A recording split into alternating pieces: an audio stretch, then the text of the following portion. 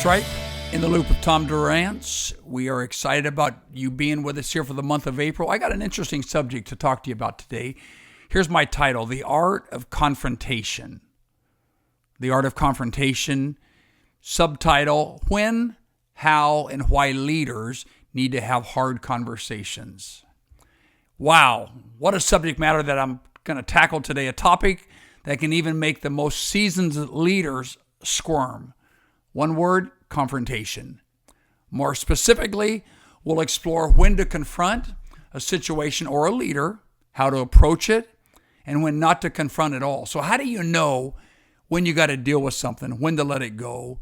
Maybe it's a personality conflict. Oh man, this is tough, especially in the church world. You're leading volunteers, and it can be a little more easy. As a leader, I think there's no way around it. At some point, you're going to have tough conversations, whether it's addressing a volunteer's performance, tackling conflict, or even challenging a decision being made by another leader. These discussions can be uncomfortable. I'm not naive to that.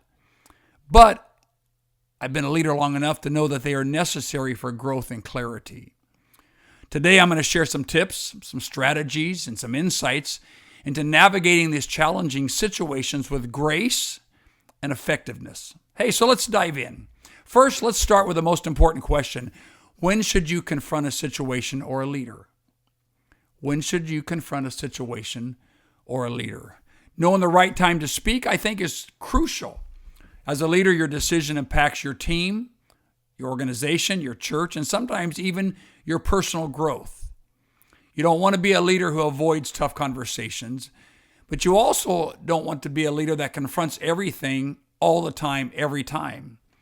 Here's how you can tell when it's time to step in. Okay, number one, when it affects the organization, or maybe in my world, when it affects the church, when it affects the department you're leading.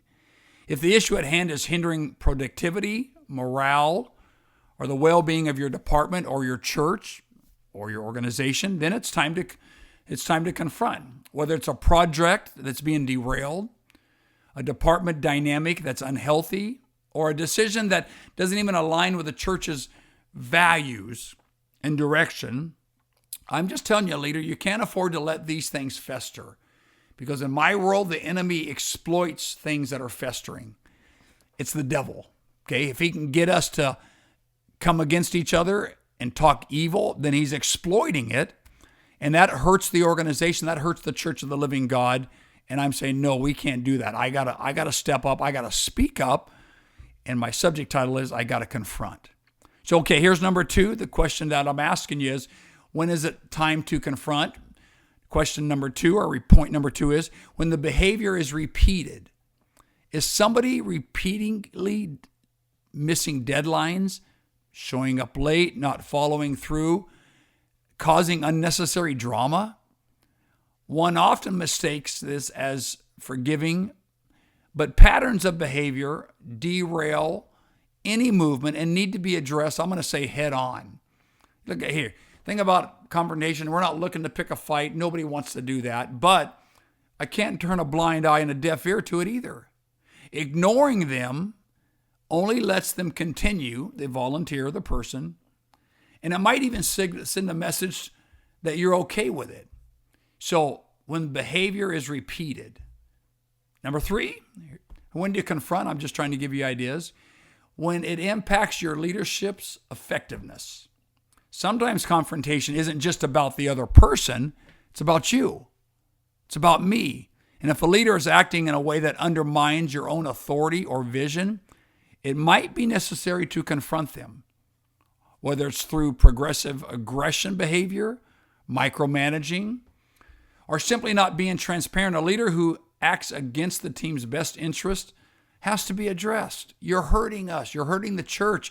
You're hurting the Great Commission, especially if it's damaging your own ability to lead with effectiveness.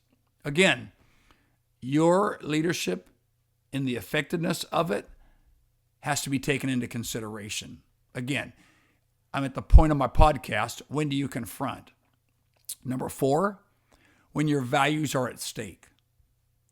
If a decision or behavior conflicts with the core values of your church or you as a leader, you need to step in, leader. Come on, leader up, cowboy up, man up, however you want to frame it. Leaders are the standard bearers. Come on, this is good stuff. Come on, somebody. Leaders are the standard bearers for culture. So if something is going against the grain of your culture and what you believe, it's your responsibility to voice your concerns. Come on, leader up. Let's get serious. Now, let's talk about how to confront situations effectively. Okay, my podcasts are here to train you and help you. It's not just about what you say, but it's about how you say it. And there's a whole lot of leaders that can get tripped up here. How you say it. Okay, number one, I'm saying choose the right setting.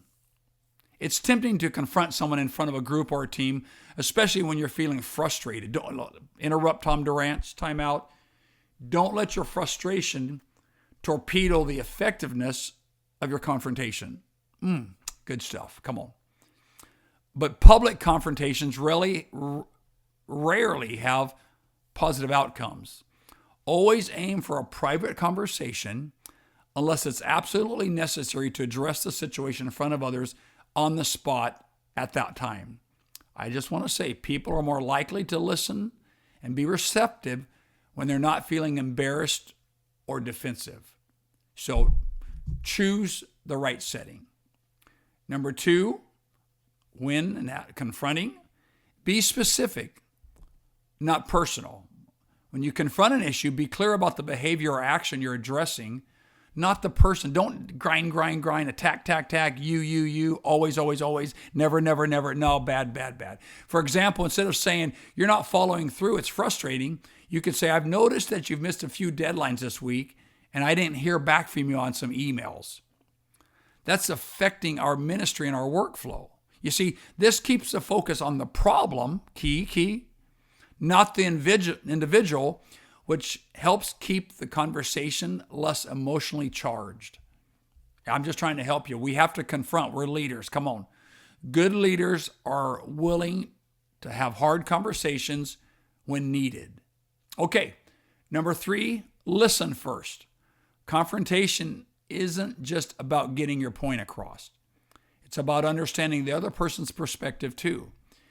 Can you tell me more about why this happened? Okay, I want to know what you're thinking.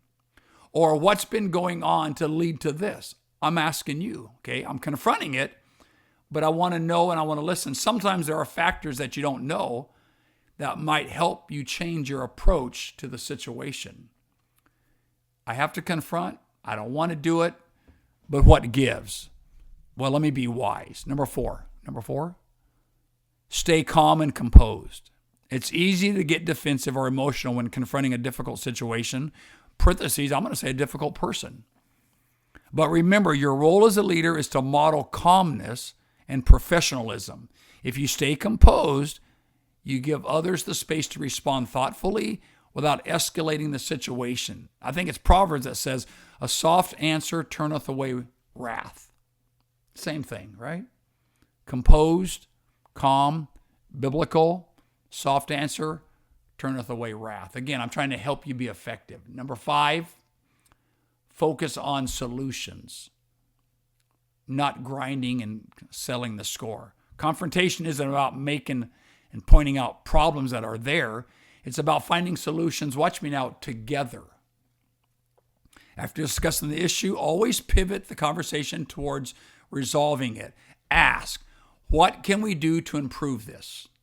Okay, great question. Or, how can I support you in making this better? What can I do to help you make this better?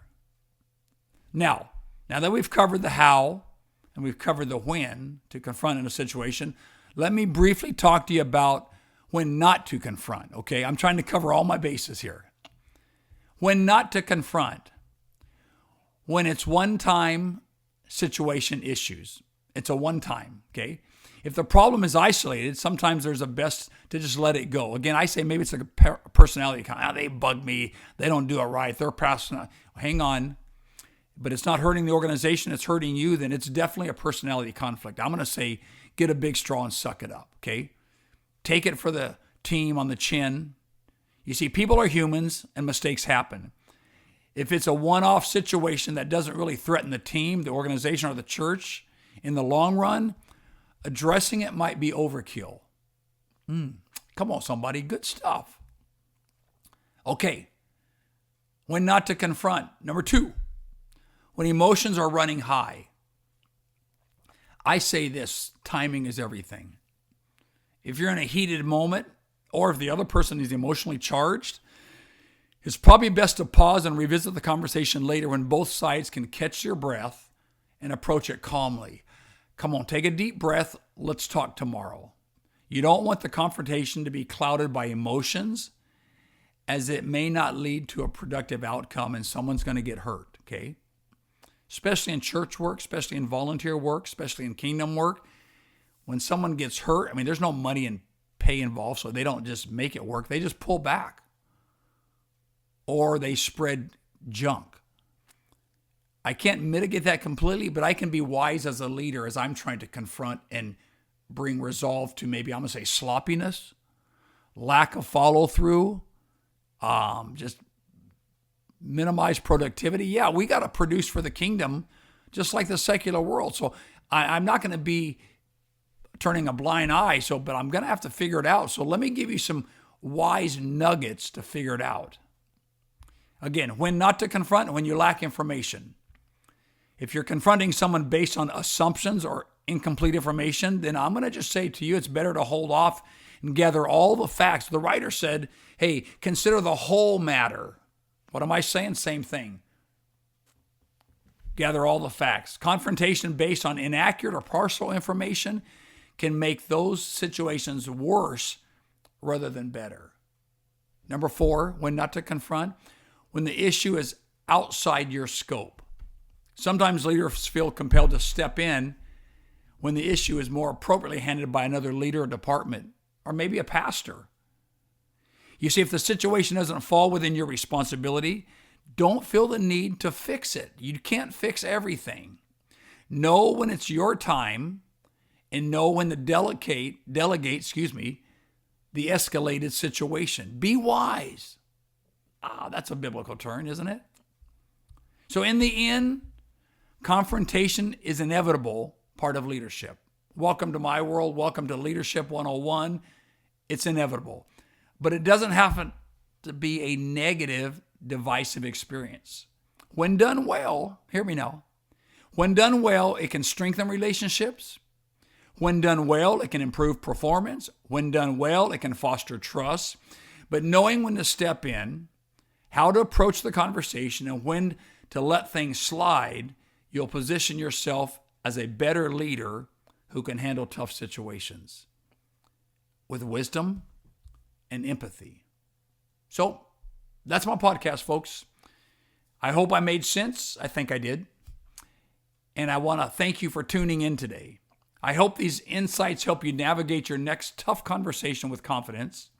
And if you found the episode helpful, please consider subscribing and sharing with others who may benefit. Until next time, stay strong, lead with purpose, and always prioritize your team's growth and success.